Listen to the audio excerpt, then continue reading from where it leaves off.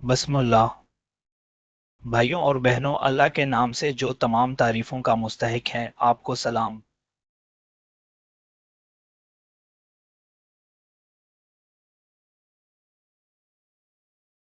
मैं गवाही देता हूँ कि अल्लाह के सिवा कोई देवता नहीं और मोहम्मद सल्लल्लाहु अलैहि वसल्लम इसके रसूल हैं।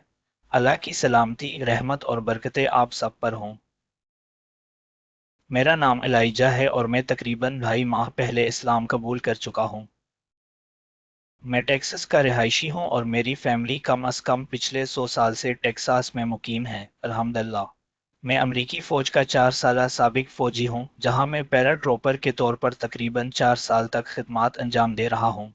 मेरी दीनी तरबियत एक जनूबी बपटिस्ट प्रोटेस्टेंट के तौर पर हुई थी और मेरी पहली बाइबल किंग जेम्स वर्जन थी, जो पुरानी अंग्रेज़ी में लिखी गई है। मैं ये प्रेजेंटेशन इसलिए दे रहा हूँ क्योंकि जब से मैंने इस्लाम कबूल किया है, मैंने देखा है कि इस बात पर बहुत ज़्यादा मवाद दस्तयाब है कि कुरान एक मौजज़ा क्यों है और इसके मज़ामीन किस तरह मौजज़ाती हैं। अल्लाह तमाम इन लोगों को अजर दे जो इस हवाले से काम कर रहे हैं। ये सब बहुत उम्दा काम है। लेकिन मुझे ज़ाती तौर पर कुछ ऐसा नहीं मिला जो मुख्तसर, सीधा और सबसे अहम तस्दीक शुदा ज़राए के साथ हो। इस वीडियो में किए गए हर दावे के लिए तफसील में एक लिंक दिया जाएगा जो किसी तालीमी वेबसाइट या सरकारी नोटिस से मुंसलिक होगा जो इन दावों की तस्दीक करेगा। ये एक मुख्तसर प्रेजेंटेशन है जो लोगों को भेजी जा सकती है, जैसे कि यही है इस्लाम की सच्चाई और बात ख़त्म।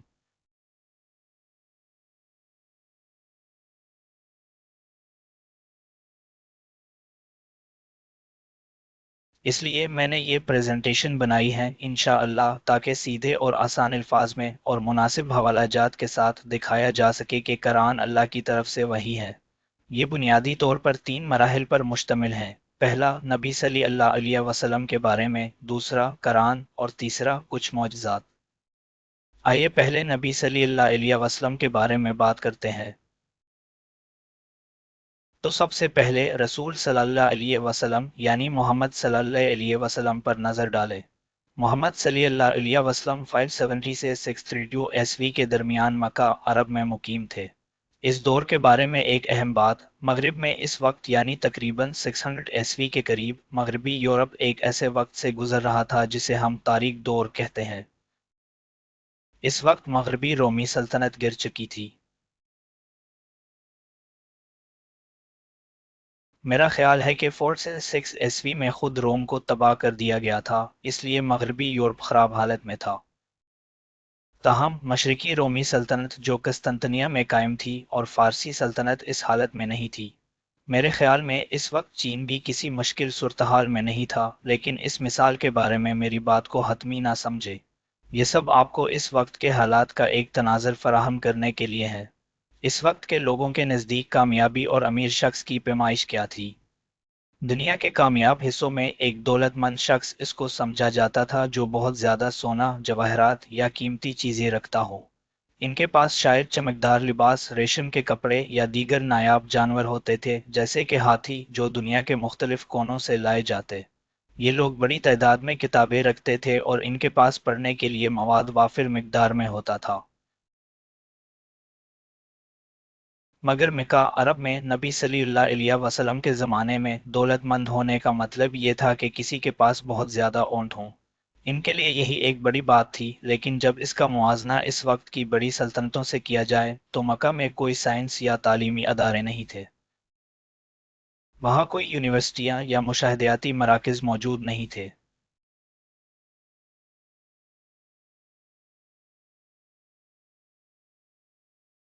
कोई अहम इल्मी तरक्की या दुनिया की सच्चाई को जानने की कोशिश नहीं हो रही थी, सवाए चंद रूहानी ग्रोहों के। लेकिन दूसरी तरफ सल्तनतों में ये सब कुछ मौजूद था।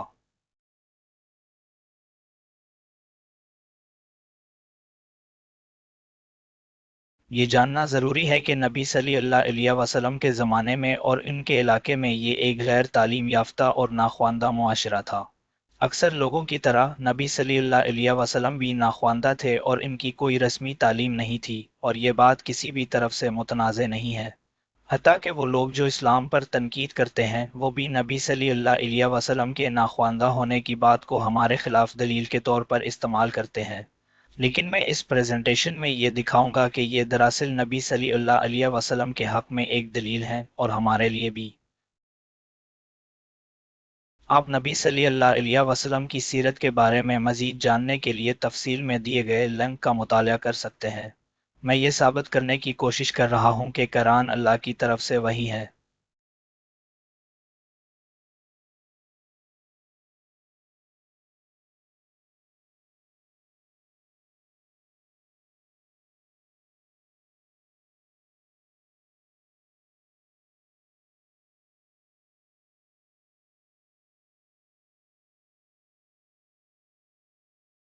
سب سے پہلی بات جو ہمیں جاننی چاہیے وہ یہ ہے کہ قرآن کے قدیم ترین نسخے 600 اور 700 عیسوی کے زمانے سے ہیں۔ قرآن کا قدیم ترین جزوی نسخہ برمنگھم نسخہ ہے جس کی تاریخ 548 اور 645 عیسوی کے درمیان کی بتائی جاتی ہے۔ یہ نبی صلی اللہ علیہ وسلم کی زندگی کے دوران کا ہے اور یہ قرآن کے موجودہ متن سے مطابقت رکھتا ہے۔ قرآن کا سب سے قدیم تقریباً مکمل نسخہ ٹوپ کاپی نسخہ ہے۔ یہ نسخہ 9% مکمل ہے۔ اس میں 6236 636 آیات میں سے صرف 23 دوسری آیات نہیں ہیں، لہذا اسے ایک مکمل قرآن کہا جا سکتا ہے۔ یہ نسخہ 700 عیسوی کے قریب یا وسط کا ہے، یعنی نبی صلی اللہ علیہ وسلم کی موت کے ایک صدی بعد کا۔ یہ ایک مکمل نسخہ بہت ہی قریب کے وقت میں دریافت ہوا ہے۔ اگر کوئی یہ بھی کہے کہ مجھے یقین نہیں ہے کہ قرآن نبی صلی اللہ علیہ وسلم کے وقت سے محفوظ ہے، تو ہمارے پاس موجود قدیم ترین مکمل نسخہ 700 عیسوی موجود ہے، لہذا کم از کم قرآن اتنا قدیم ضرور ہے جو ہمارے مقصد کے لیے کافی ہے۔ دوسری بات، قرآن غیر ترتیب وار نازل کیا گیا تھا۔ اس کا مطلب یہ ہے کہ جب آپ قرآن کھولتے ہیں تو آپ دیکھتے ہیں کہ اس میں صورتیں ہیں۔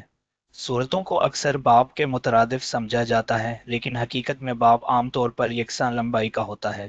جبکہ قرآن کی سب سے لمبی صورت 286 2 آیات کی ہے اور سب سے مختصر صرف 3 آیات کی، اس لیے آپ صورت کو ایک حصہ سمجھ سکتے ہیں۔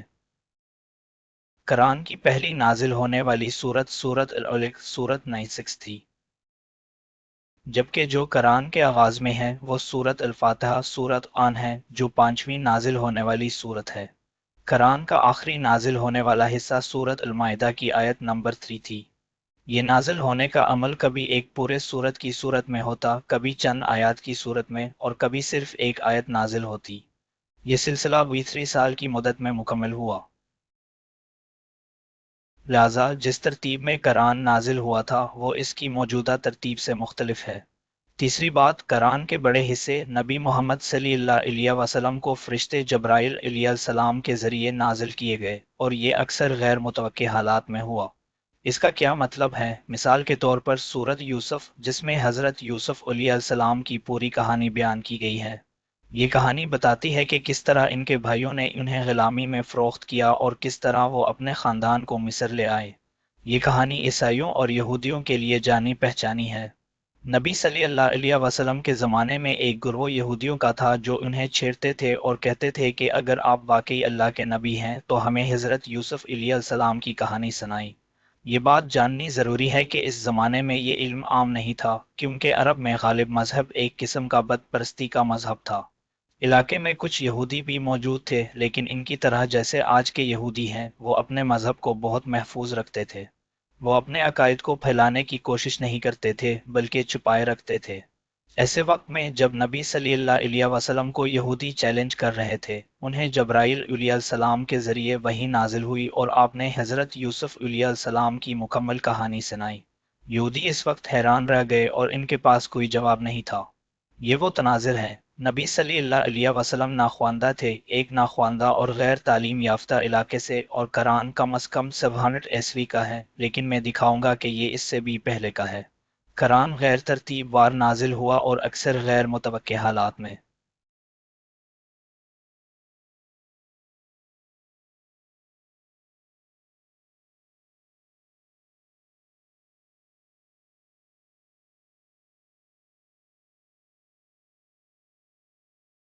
اگر آپ ان باتوں سے متفق نہیں یا انہیں چیلنج کرنا چاہتے ہیں تو دیے گئے لنکس کو دیکھیں اور معلومات کی تصدیق کے بعد دوبارہ آئیں۔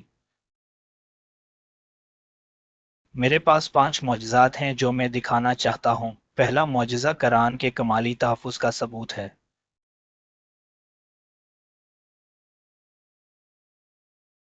میرے قریب یہ اس بات کا ثبوت ہے کہ ہمارے پاس موجود قرآن وہی ہے جو نبی صلی اللہ علیہ وسلم کے وقت میں تھا۔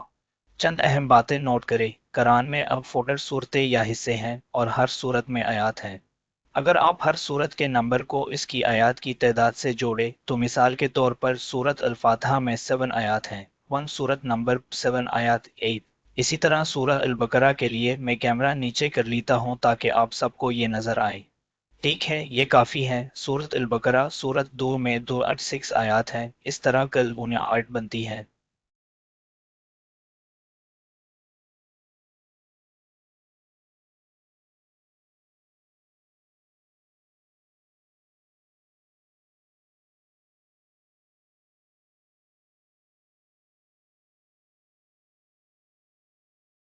سورت آل عمران سورت 3 میں 200 آیات ہیں، اس لیے کل 2 بنتا ہے۔ ان حسابات کے مطابق ان کا نتیجہ 8 2 کا دونی ان 8 اور 3 کا دونی 3 ہے۔ آپ کو بالکل نمبر 57 جفت ایون حاصل ہوتے ہیں اور بالکل 57 نمبر تاک اور۔ تو جب آپ ان تمام نمبروں کو جمع کرتے ہیں تو کیا ہوتا ہے؟ مثال کے طور پر ان اور 7 کو جمع کریں تو 8 2 اور 6 کو جمع کریں تو دنیا 8 اور سورت امپور میں 6 آیات ہیں تو کل 100 بنتا ہے۔ اگر آپ ان فن 7 کے تمام نتائج کو جمع کریں تو آپ کو کل 1636 ملتا ہے۔ آپ نے یہ نمبر پہلے بھی دیکھا ہوگا کیونکہ 1636 پورے قرآن کی آیات کی تعداد بھی ہے۔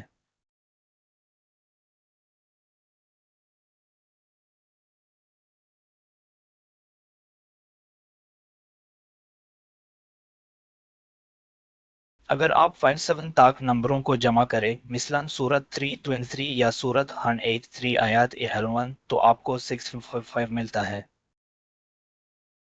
65 وہی نمبر ہے جو تمام صورتوں کے نمبروں کو جمع کرنے سے حاصل ہوتا ہے 3.4۔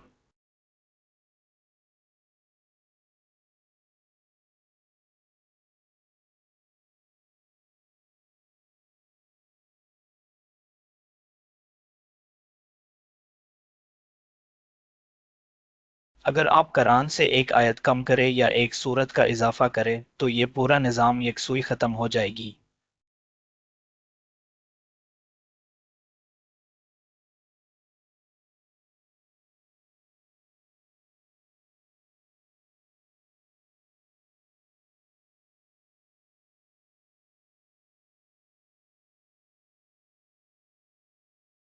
فرض کریں سورت الفاتحہ میں 8 کے بجائے 9 آیات ہوں تو یہ جفت نہیں رہے گا اور طاق ہو جائے گا۔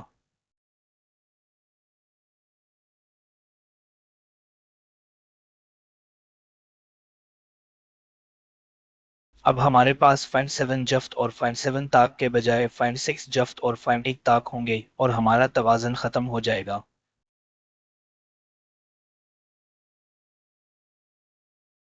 آیات کی کل تعداد 1737 ہو جائے گی۔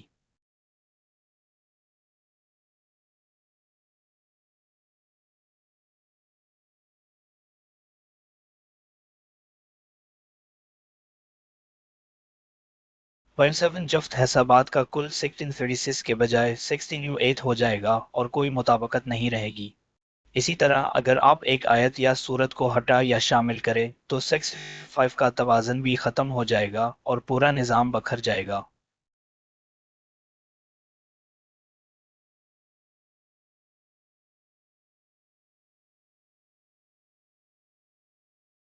قرآن میں اگر کسی بھی جگہ ایک آیت یا سورت کی کمی یا زیادتی ہو تو یہ عددی توازن فوراً ختم ہو جائے گا۔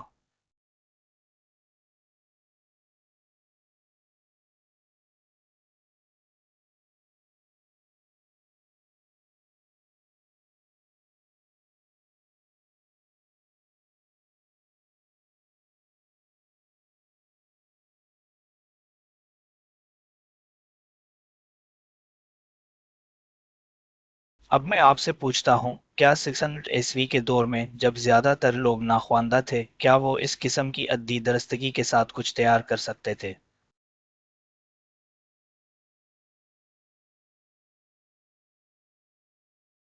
اور میں یہ بھی پوچھتا ہوں، کیا آپ کسی دوسری مذہبی کتاب کو دیکھ سکتے ہیں جو اس طرح کی عددی ترتیب اور توازن رکھتا ہو؟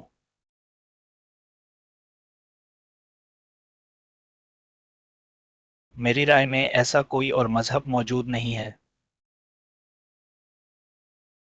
یہ پہلے ہی واضح طور پر ایک الہامی عمل کا ثبوت ہے۔ میں ایریزر لے لیتا ہوں۔ میرے لیے یہ بات کافی ہے کہ کسی اور مذہبی کتاب میں اس قسم کے عددی نمونے موجود نہیں ہیں۔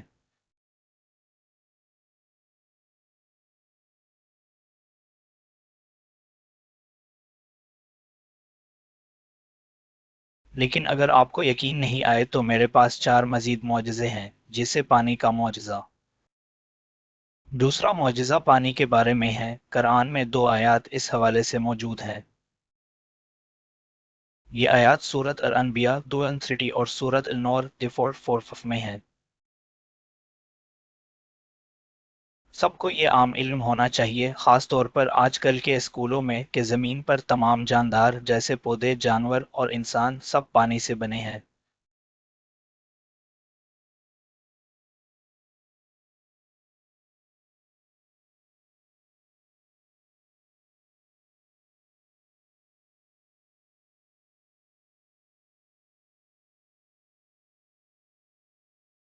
میں سمجھتا ہوں کہ انسانی جسم تقریباً 70% پانی پر مشتمل ہوتا ہے۔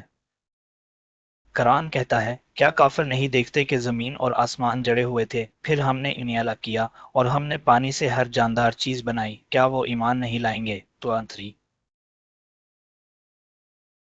کچھ مفسرین کہتے ہیں کہ یہ آیت بگ بینگ کی طرف اشارہ کرتی ہے، لیکن یہ بات ہماری موجودہ گفتگو کے دائرے سے باہر ہے۔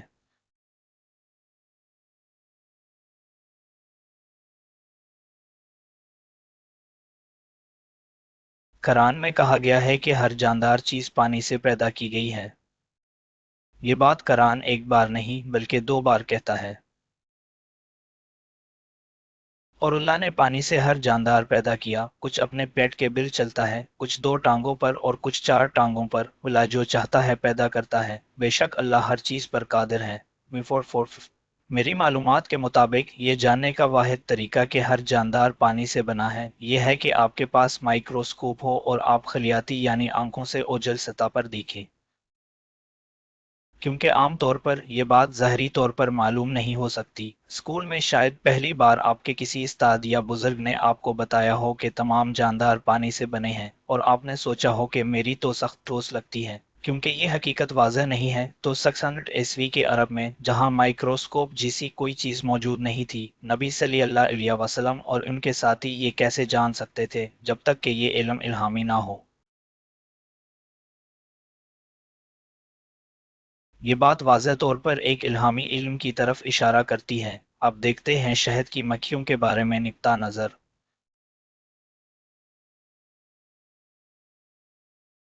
اگلا معجزہ شہد کی مکھیوں کے بارے میں ہے، خاص طور پر مادہ مکھیوں کے متعلق۔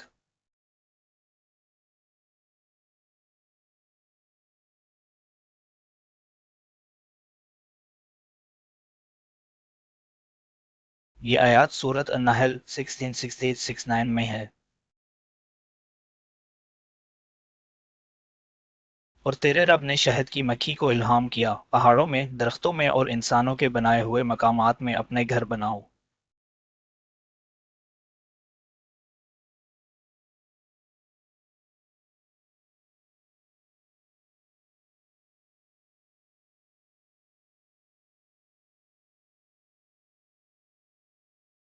پھلوں کے رس سے کھاؤ اور اپنے رب کے ہموار کردہ راستوں پر چلو۔ ان کے پیٹ سے مختلف رنگوں کا ایک مشروب نکلتا ہے جس میں لوگوں کے لیے شفا ہے، بے شک اس میں غور و فکر کرنے والوں کے لیے ایک علامت ہے۔ 16:69۔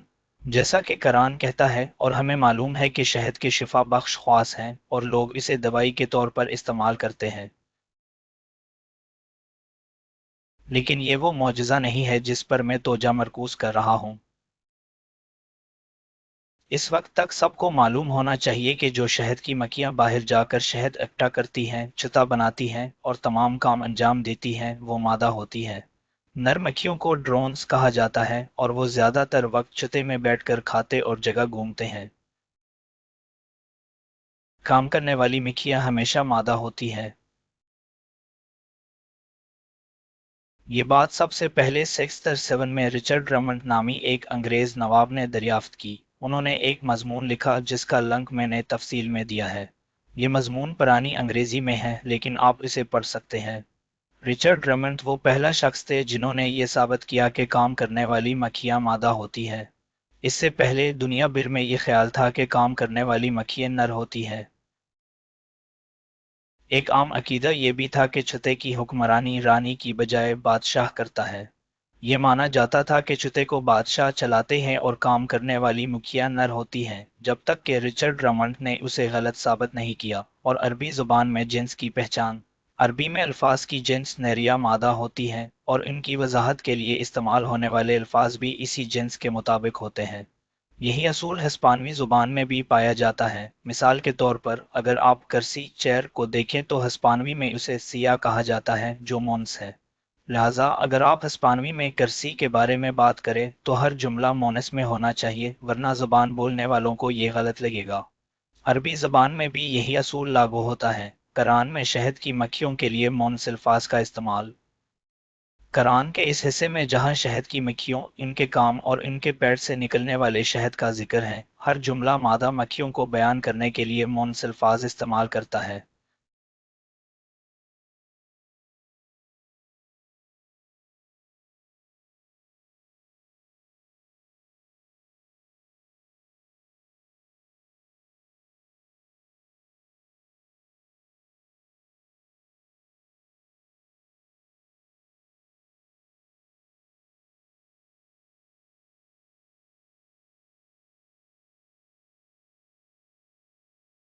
مثال کے طور پر کھانے کے لیے کلی مونس استعمال ہوتا ہے، راستے پر چلنے کے لیے اصل کی مونس استعمال ہوتا ہے، پیٹ کے لیے بطونہا مونس استعمال ہوتا ہے۔ یہ تمام الفاظ قرآن میں شہد کی مکھیاں بیان کرنے کے لیے مونس کے سیغے میں ہے۔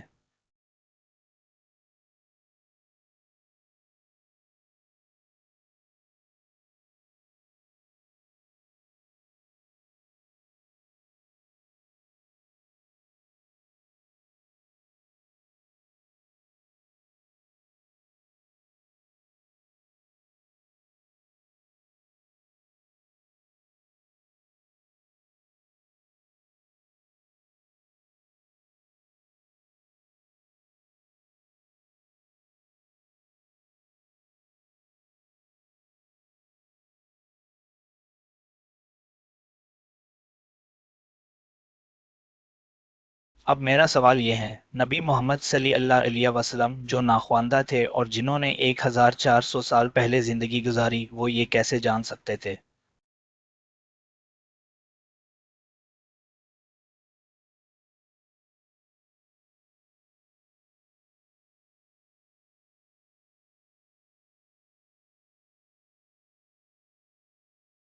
کیا ان کے پاس وہ وقت، وسائل یا علم تھا جو دنیا کے سائنسدانوں کو کئی صدیوں بعد آج ملا؟ اس وقت پوری دنیا سمجھتی تھی کہ کام کرنے والی مکھیاں نر ہوتی ہے۔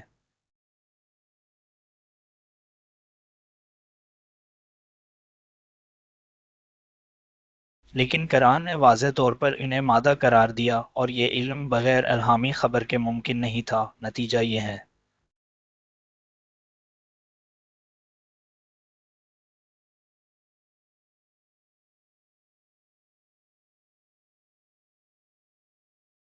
یہ شہد کی مکھیوں کے حوالے سے قرآن کا ایک اور حیرت انگیز معجزہ ہے جو واضح کرتا ہے کہ یہ علم انسانی بس کی بات نہیں تھی۔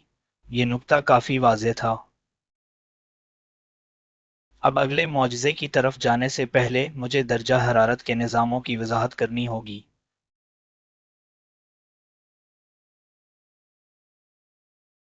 امریکہ میں ہم فارن ہائٹ کا استعمال کرتے ہیں۔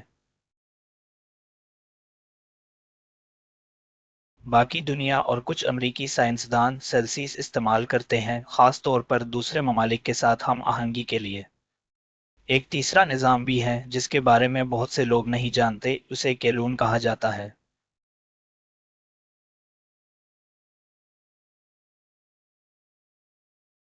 صفر سیلسیس پانی کے جماؤ فریزنگ پوائنٹ کا درجہ حرارت ہے۔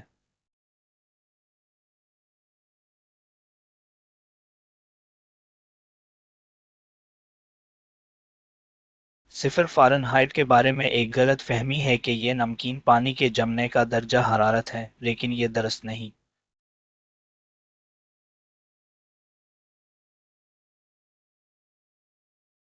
صفر فارنہائٹ دراصل ایک بنیاد عدد ہے، اس کا کوئی خاص قدرتی تعلق نہیں۔ کیلون ایک دلچسپ نظام ہے۔ سائنسدانوں نے دریافت کیا ہے کہ کائنات میں سب سے کم ممکنہ درجہ حرارت کیلون ہے۔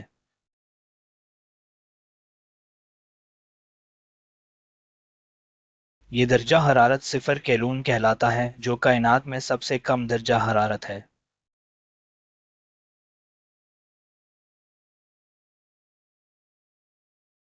صفر کیلون وہ بنیاد ہے جو اللہ نے اس کائنات میں درجہ حرارت کے لیے مقرر کی ہے۔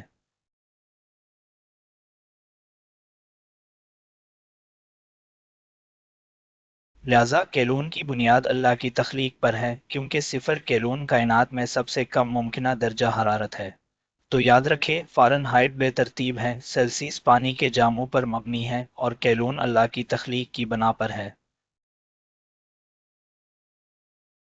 کیلون بے ترتیب نہیں ہے، یہ اللہ کی تخلیق پر مبنی ہے۔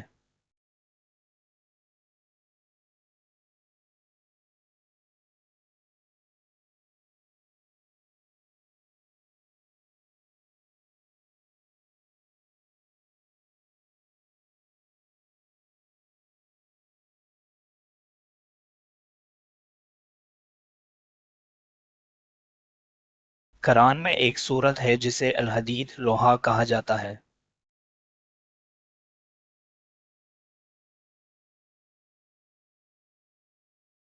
یہ سورت قرآن کی 97 سورت ہے۔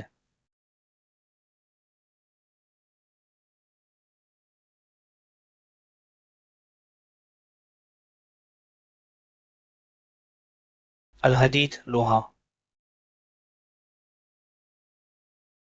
اس سورت میں موجود آیت دو فن خاص طور پر لوہے کا ذکر کرتی ہے، جو اس سورت میں واحد موقع ہے جہاں لوہے کا ذکر کیا گیا ہے۔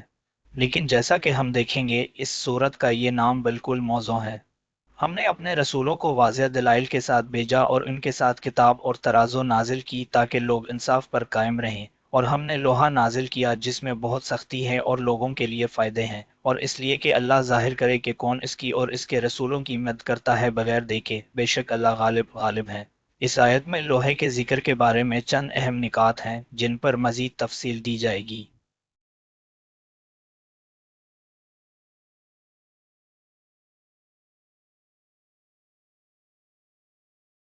اس سورت کے بارے میں اہم بات: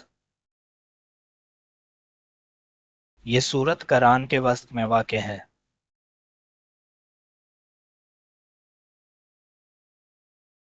قرآن میں وہ 4 صورتیں ہیں، اگر آپ ان کو 2 حصوں میں تقسیم کریں تو درمیان میں 57 آتا ہے۔ یہ سورۃ الحدید فیصین قرآن کے بالکل وسط میں ہے۔ آپ کو یہ بھی جاننا چاہیے کہ زمین کے اندر مرکز میں بڑا حصہ آئرن نکل مرکب سے بنا ہوا ہے، اور اسی طرح لوہا آئرن قرآن کے وسط میں ہے اور زمین کے بھی۔ زمین کے اندرونی مرکز انر کور میں لوہا تقریباً 500 کلومیٹر کی گہرائی پر موجود ہے۔ یہاں پر لوہے کا ابلنے کا درجہ حرارت تقریباً 500 کیلون ہے۔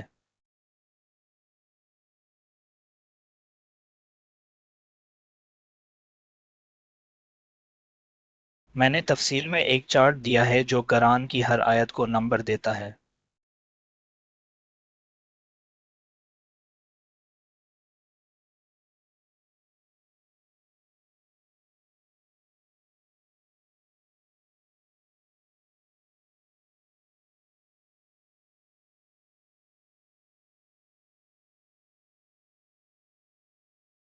سورۃ الحدید کی آیت 2 جو لوہے کا ذکر کرتی ہے، قرآن کی 95ویں آیت ہے۔ یہ اتفاق نہیں ہو سکتا کہ سورۃ الحدید قرآن کے وسط میں ہے، زمین کے مرکز میں لوہا 500 کلومیٹر کی گہرائی پر ہے، لوہا 500 کیلون پر ابلتا ہے، اور آیت 2 جو لوہے کا ذکر کرتی ہے، قرآن کی 500 نمبر کی آیت ہے۔ یہ حقیقت لوہے کی عظمت اور اس کے ذکر کی اہمیت کو ظاہر کرتی ہے۔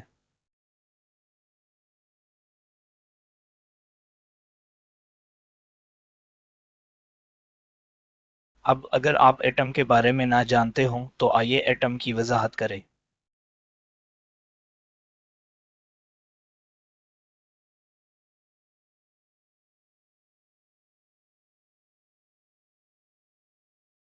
ہر چیز ایٹموں سے بنی ہے، چاہے وہ آپ کے ناخن ہوں یا کائنات کا کوئی اور حصہ۔ ایٹمز تین بنیادی اجزاء سے بنے ہیں: پروٹونز، الیکٹرانز، نیوٹرانز۔ پروٹونز کسی بھی عنصر یا چیز کی پہچان کا تعین کرتے ہیں۔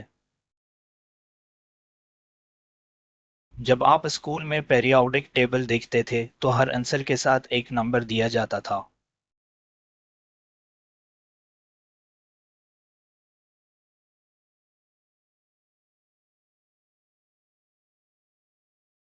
یہ نمبر اس عنصر کے پروٹونز کی تعداد ظاہر کرتا ہے۔ مثال کے طور پر ہائیڈروجن میں ان پروٹون ہوتا ہے۔ اگر کسی ایٹم میں ان پروٹون ہے تو وہ ہائیڈروجن ہوگا۔ اسی طرح لوہے آئرن میں 26 پروٹونز ہوتے ہیں۔ اگر کسی ایٹم میں 6 پروٹونز ہیں تو وہ لوہا ہوگا۔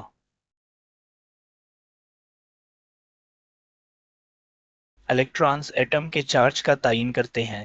پروٹونز مثبت چارج رکھتے ہیں، الیکٹرانز منفی چارج رکھتے ہیں۔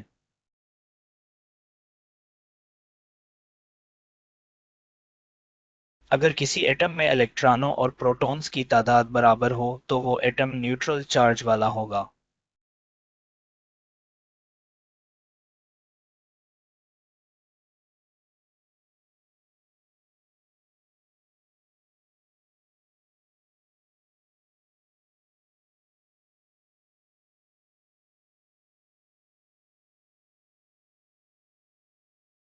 اگر الیکٹران پروٹونز سے زیادہ ہوں تو ایٹم منفی چارج رکھتا ہے، اگر پروٹونز الیکٹرانوں سے زیادہ ہوں تو ایٹم مثبت چارج رکھتا ہے۔ نیوٹرانز کسی عنصر کے ایسوٹوپی کی وضاحت کرتے ہیں۔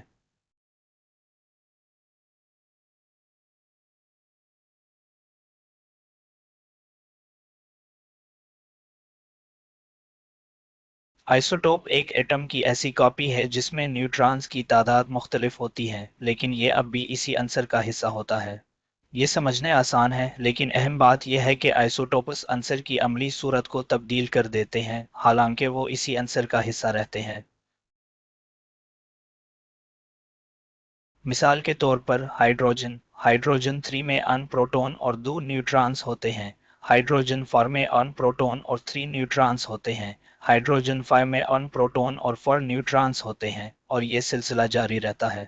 آئسوٹوپس کی شناخت کے لیے نیوٹرانز کی تعداد پروٹونز میں شامل کی جاتی ہے۔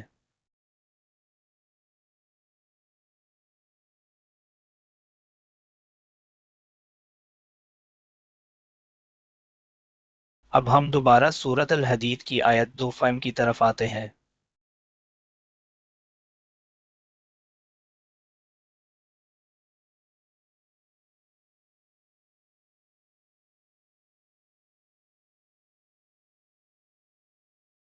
قرآن میں کہا گیا ہے، اور ہم نے لوہا نازل کیا جس میں بہت سختی ہے اور انسانوں کے لیے فائدے ہیں۔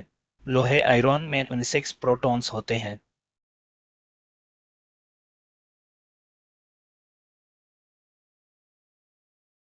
تعریف کے مطابق اگر کسی ایٹم میں 26 پروٹونز ہیں تو وہ لوہا ہے۔ یہاں پر دیکھا جا سکتا ہے کہ قرآن میں سورۃ الحدید کا تعلق 16 نمبر کے ساتھ گہرائی سے جڑا ہوا ہے۔ قرآن کی 4 میں سے 39 صورتوں میں ایک ابتدائی تعارف باسم اللہ موجود ہوتا ہے جو سورت کا حصہ ہوتا ہے، لیکن اسے آیت شمار نہیں کیا جاتا۔ سورۃ الحدید 7 میں بھی یہ ابتدائی تعارف موجود ہے، اور جب ہم اس کو شمار کرتے ہیں تو سورۃ الحدید کی آیت وہ 5 حصہ میں آتی ہے، اور لوہے میں ان 6 پروٹونز ہوتے ہیں۔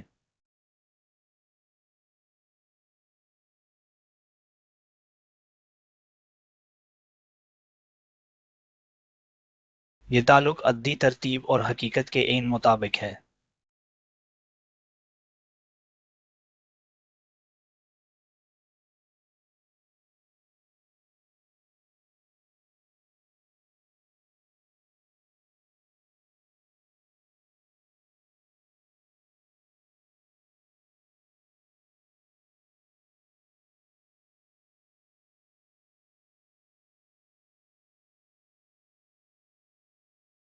लोहे के 4 आइसोटोप कुदरती तौर पर पाए जाते हैं, आयरन 54, आयरन 56, आयरन 57, आयरन 5। ये तमाम आइसोटोप्स मुस्तहकम स्टेबल हैं, यानी ये कुदरती तौर पर मौजूद रहते हैं और खुद ब खुद टूटते नहीं।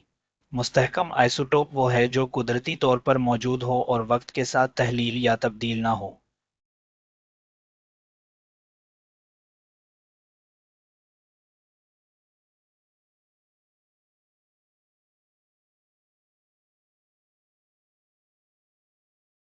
एक मुस्तहकम आइसोटोप एक ऐसा एटम या एटम की किस्म है जो अपनी हालत में तब्दील नहीं होती, जैसे लोहा 56।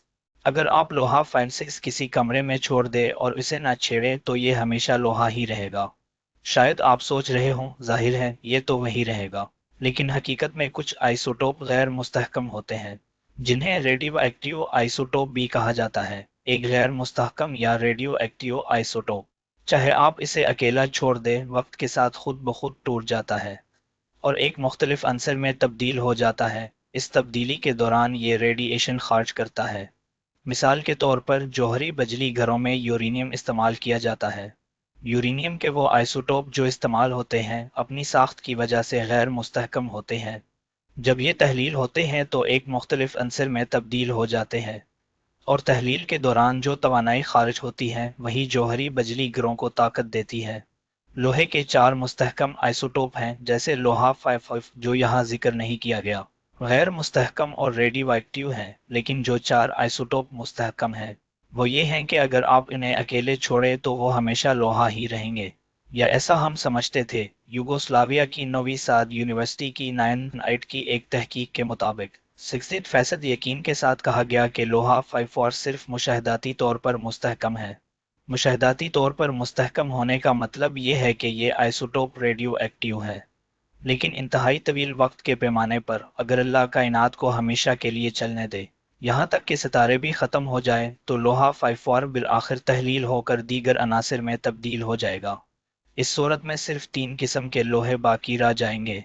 ये 3 मुस्तहकम आइसोटोप लोहा 56, लोहा 57 और लोहा 58 हैं। इनमें आप देखेंगे कि 56 और 58 के दरमियान लोहा 57 आता है। ये तरतीब ऐसी है जैसे लोहा 57 हमारे आइसोटोप की फहरिस्त के दरमियान में है, वैसे ही जैसे सूरत अल हदीद करान के दरमियान में है, वैसे ही जैसे ज़मीन के मरकज़ में आयरन निकल मरकब 500 किलोमीटर की गहराई पर है और 500 केल्विन पर अबलना शुरू करता है। ये वही नंबर है जो इस आयत के नंबर के साथ मिलता खाता है और ये आयत सूरत के 20वें हिस्से में है। ये सब चीज़ें किस तरह एक दूसरे से हम आहंग हैं। क्या आपको लगता है कि उस वक्त लोग जानते थे कि ज़मीन की गहराई कितनी है, या ये कि उन्होंने इन सब बातों को तरतीब दिया ताकि ये सब मेल खाए? ये नामुमकिन है। ये सब कुछ अलही तरतीब का सबसे वाज़ेह सबूत है जो मैंने कभी नहीं देखा है। उस वक्त ना केलून का इल्म था, ना आइसोटोप्स का, ना प्रोटॉन्स का। ये सब कुछ अल्लाह की तख्लीक का मौजज़ा है, लेकिन ये वो आखिरी मौजज़ा नहीं है जो मैं आपको दिखाना चाहता हूँ। अब हम सूरज के बारे में बात करेंगे। याद रखें कि केलून का निज़ाम दर्जा हरारत अल्लाह की तख्लीक पर मबनी है, जहाँ सफ़र कायनात का सबसे कम मुमकिना दर्जा हरारत है। कुरान में सूरज का पहला जिक्र सूरत अल-बकरा की आयत 2 में आता है। कुरान में सूरज का जिक्र पहली बार सूरत अल-बकरा की आयत 2 में किया गया है और आखिरी बार सूरत अल-शम्स की आयत 9 में। अगर आप इंटरनेट पर कुरान का अंग्रेज़ी तर्जुमा देखें और सूरज के लफ्ज़ को तलाश करें तो कई तराजुम में कहा गया है। सूरत अल-बकरा की आयत 87 में सूरज का जिक्र पहली बार हुआ है, क्योंकि इस आयत में सूरज ग्रुप का जिक्र अंग्रेज़ी में शामिल किया गया है। ये मुतरजम की बदनीति नहीं बल्कि इनकी बेहतरीन कोशिश है कि वो आयत का मफहूम अंग्रेज़ी कारीन के लिए आसान बनाए, क्योंकि हर लफ्ज़ का तर्जुमा बिल्कुल वैसा नहीं हो सकता जैसा अरबी में होता है। लेकिन सूरज के लिए अरबी लफ्ज़ सबसे पहले सूरत अल-बकरा 2 में आता है। मैंने तफसील में एक लफ्ज़ बे लफ्ज़ अरबी से अंग्रेज़ी तर्जुमा शामिल किया है, जिससे आप देख सकते हैं कि सूरज का पहला जिक्र सूरत अल-बकरा 2 में ही होता है। सूरत अल-बकरा उनफ़ियत करान की 29 आयत है और सूरत अल-शम्स नाइम करान की 64 आयत है। इन दो आयत के दरमियान आयत की तादाद को तलाश करने के लिए आप बड़े नंबर में से छोटे नंबर को निकालते हैं और फिर एक कम करते हैं। इन दोनों आयत के दरमियान आयत की तादाद बल्कि 578 है। 578 केल्विन सूरज की औसत सतह का दर्जा हरारत है اور یہ وہی تعداد ہے جو قرآن میں سورج کے پہلے اور آخری ذکر کے درمیان آیات کی تعداد ہے۔ یہ ترتیب اور مطابقت بالکل تصادفی نہیں ہو سکتی۔ کیا اس وقت لوگوں کے پاس دوربینیں تھیں یا وہ ایسے تھرمامیٹر رکھتے تھے جو خلا کے ذریعے درجہ حرارت کو پیمائش سکے؟ نہیں، یہ ممکن نہیں تھا۔ قرآن اللہ کی طرف سے ایک واضح اور یقینی معجزہ ہے جو ہم پر رحمت کے طور پر نازل کیا گیا ہے۔ میں اس بات پر اختتام کروں گا کہ اگر آپ اللہ کی اطاعت کرنا چاہتے ہیں تو سب سے پہلے اس عقل کو استعمال کریں جو اللہ نے آپ کو دی ہے۔ ہم سب اس بات پر متفق ہیں کہ ہمیں پیدا کیا گیا ہے اور یہ انکار کرنا تکبر ہوگا۔ اللہ نے آپ کو ایک ایسا دماغ دیا ہے جو کسی بھی کمپیوٹر یا سپر کمپیوٹر سے زیادہ طاقتور ہے جو آج تک کسی حکومت یا ادارے نے بنایا ہو۔ اس دماغ کا استعمال کرے، منطقی طور پر سوچے، اور اگر آپ ایسا کریں گے تو جواب بالکل واضح ہے۔ اگر آپ اس نتیجے پر پہنچ چکے ہیں تو صرف ایک کام کرے، یقین کرے اور کہیں کہ اللہ ایک ہے اور محمد صلی اللہ علیہ وسلم اللہ کے رسول ہیں، وہی رسول جنہوں نے قرآن کا پیغام پہنچایا۔ اگر آپ کو یہ خدشہ ہے کہ اسلام قبول کرنے سے آپ کو اپنی ثقافت، روایات یا خاندان کو چھوڑنا پڑے گا تو یہ بالکل غلط ہے۔ آپ کو ایسے کچھ بھی چھوڑنے کی ضرورت نہیں۔ میں خود عربی لباس میں نہیں ہوں، حالانکہ عربی لباس پہننا غلط بھی نہیں ہے۔ آدم علیہ السلام جو تمام انسانوں کے والد ہے وہ بھی مسلمان تھے، اس لیے اسلام ہر انسان کی وراثت ہے، چاہے آپ کا رنگ، نسل، قومیت یا کوئی اور شناخت ہو۔ اللہ نے اسلام کو تمام انسانیت کے لیے رہنمائی اور رحمت کے طور پر بھیجا ہے، ہماری کمزوریوں کے باوجود۔ میرے کہے ہوئے الفاظ پر غور کرے اور صرف منطقی طور پر سوچے۔ اللہ کی سلامتی، رحمت اور برکتیں آپ سب پر ہوں۔